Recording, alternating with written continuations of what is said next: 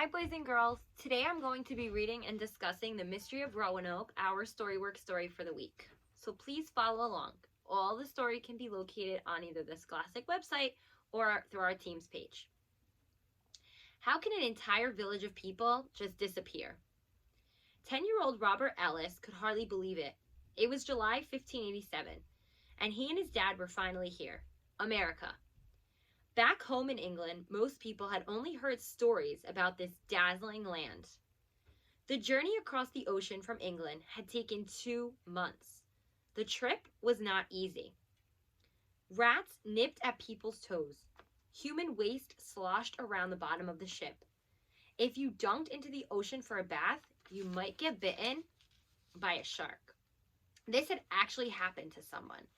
So we can remember back to when we talked about immigration and social studies, the trip was not an easy one. We know that people were on the bottom of the ship and they had no air from windows. They were closed together, a lot of people on top of each other. So we know already from our prior knowledge that this was not an easy journey. But when Robert stepped on shore, he forgot about the awful trip. He was standing in a place of beauty. Golden beaches slopped down to glittering water. Thick forest hummed with the sound of frogs. This was Roanoke, a tiny island off the coast of what the English called Virginia. Today, it's part of North Carolina. So again, we know before America was started, many people came over and began to start these little colonies, and Roanoke was one of those colonies. Robert, his dad, and about 115 other people had come here for an important mission, to start a colony. A little piece of England in America. They would build a village. They would set up farms, and they would gather treasures to send back home. Furs, fruit, spices, maybe even gold. But if Robert had known what would soon happen on Roanoke, he might have jumped back on the ship and sailed back home to England. Within 3 years, he and the other colonists would vanish. I'm wondering why. Thinking about my prior knowledge, I already know that there was a lot of Native Americans already in America, so maybe these people didn't want to help them to get the resources that they needed to survive.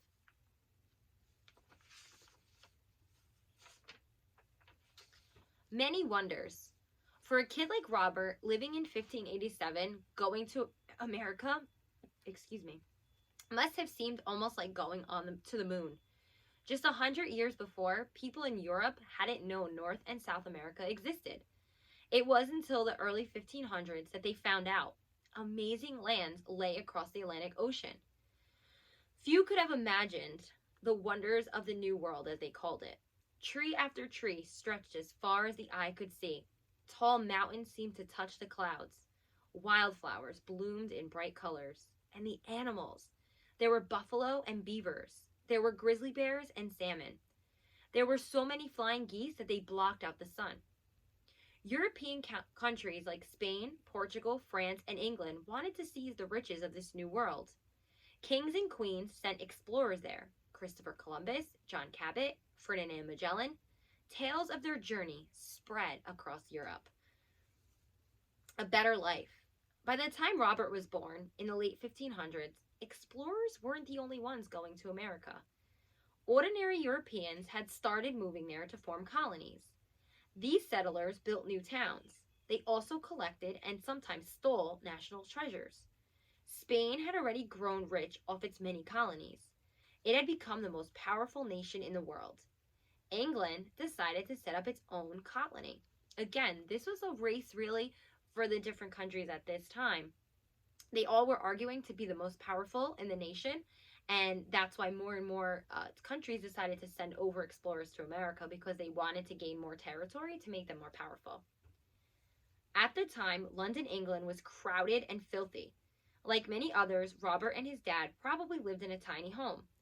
Only rich people own land and large houses, and if you weren't born rich, you had almost no chance of ever achieving these things.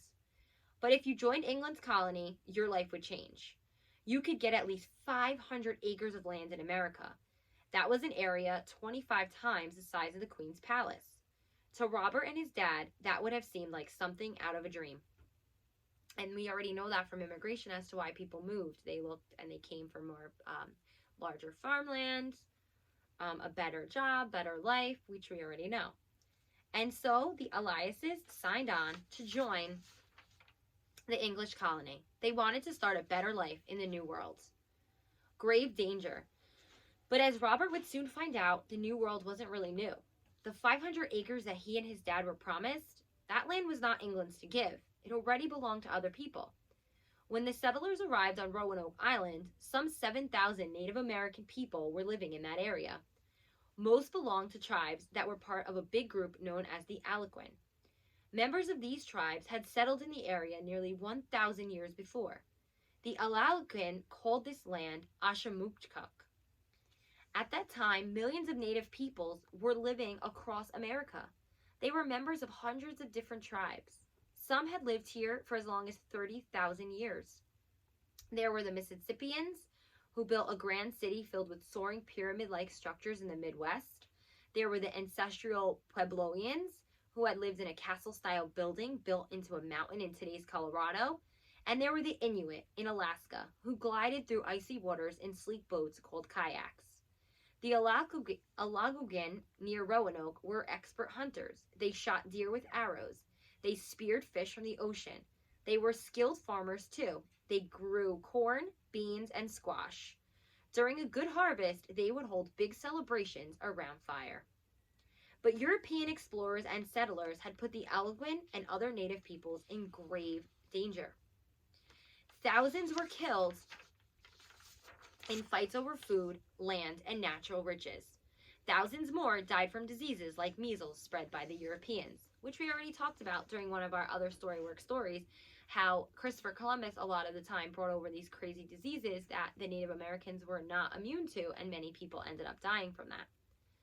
So when the settlers arrived on Roanoke, most Algonquin in the area did not trust English people. Gathering berries and acorns from the woods, an Algonquin girl might have seen the Europeans building their cottages.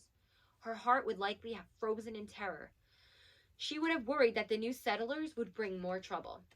Only one tribe would speak with the newcomers, the Croatian. This tribe lived on an island of the same name, just south of Roanoke. Worried whispers. Within a few weeks of arriving, Robert began to hear whispers. The adult settlers were worried. The settlers were in trouble. They hadn't brought enough food or supplies, and they had few Algonquin allies to trade with. They would barely be able to survive the winter. They begged the colony's leader, John White, to return to England and bring back help.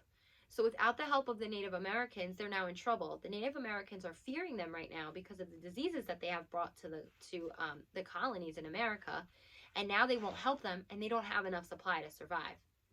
At first, White refused. His daughter, Eleanor Dare, was one of the colonists. She had just given birth to a baby girl, Virginia, the first English-born in America. How could White leave his family? White finally agreed to go, but he made the settlers promise if they moved anywhere else, they would carve the name of the place into a tree or post so White could find them when he returned. And if they were in danger, they would add a carving of a cross. Then White boarded a ship back to Europe without a trace. In England, White faced a number of delays. By the time he got back to Roanoke, 3 years had passed. He imagined the settlers waiting for him on the island, hungry and afraid, and that was if they were even still alive. In August 1590, White arrived on Roanoke. He rushed toward the place where the colonists had built their cottages 3 years before. What he saw stopped him in his tracks. Where there was once a village, there was now only an empty clearing. Almost every trace of the settlers was gone. White almost sank to his knees in despair. Then he saw it, the word Croatian, carved into a wooden fence post. There was no cross to signal danger. Had the settlers simply moved to the island where their friends, the Croatians, lived? White and the crew sailed toward Croatian to find out, but a hurricane hit. Raging winds pushed the ships out to sea. They could not get to the island. John White would never learn what had happened to his family. Haunting clues. For the past 400 years, the disappearance of the colonies has puzzled people. Were they killed in fights with the Algonquin? Did they try to sail back to England and get lost at sea? Or did they live happily ever after on Croatian? Experts have found little to answer these questions, but there have been a few clues. Nearly 20 years after the settlers vanished, England started a new colony called Jamestown. It was not far from Roanoke. From a group of Algonquin, the new colonists heard about people nearby who wore English clothes and lived in English-style houses. The Jamestown colonists searched, but they never found these English people. More recently, teams of archaeologists have searched areas around Roanoke, including Croatian. They've dug up items that belong to the Algonquin, arrowheads, bits of poetry, fine copper jewelry. These finds have helped them learn more about the cultures of Assamochuk. The teams have also found items that may have belonged to English people in the 1500s, but they haven't found enough to say for sure where the Roanoke settlers ended up. Mystery solved? And that might be the key to the mystery. Today, many experts believe that the Roanoke colonists may have split up and been welcomed into different Algonquin tribes. We don't know exactly what happened, but we can imagine. Robert may have traded in his woolen pants and leather shoes for a deerskin wrap and moccasins. The Algonquin may have shown him how to use a bow and arrow to hunt. They may have taught him how to speak their language. Robert and the other colonists may have gone through these changes quickly, leaving almost no trace of their English ways. That might be why there are very few clues for archaeologists to find today. In other words, the Roanoke colonists might not have gone missing at all. Like so many people who came to America after them, they may have survived with help from the people who already lived there. We will never know for sure, but we do know what happened next. More and more Europeans arrived and laid claim to land that was not theirs. By 1733, there were 13 English colonies lined up along America's east coast. About 50 years later, these 13 colonies would break away from England to become the United States. As this new country was forming, native people across America were forced from their homes and farms. Millions suffered starvation, disease, and violence. 100 years after the Europeans arrived, as many as 90% of Native American peoples in the Americas had died. Many Algonquin people of the East Coast were among them, but some survived. Today, the Algonquin are a major native group in North America. As for the Roanoke settlers, their fate will likely remain a mystery forever. So we don't really know what happened to these people. Was it that they just made themselves used to the culture through the help of the Native Americans and they just accepted the culture and started to live there? We don't really know. We will never know. I hope you enjoyed that little text. Again, this is a nonfiction text, so it means it really did happen. This is something that was part of our history in America. On our Teams page, you will find the activity for today, which is main idea. Remember, main idea is talking about what the paragraph or the sections are mainly about. You need support, just like a table needs legs to stand up or it will fall. So if you're telling us that the main idea is this, you need to have support so that you support that main idea and prove to us that that's really what it's talking about. So good luck filling that out. If you have any questions or you need any help, feel free to reach through on Teams. Otherwise, we'll see you again later on today.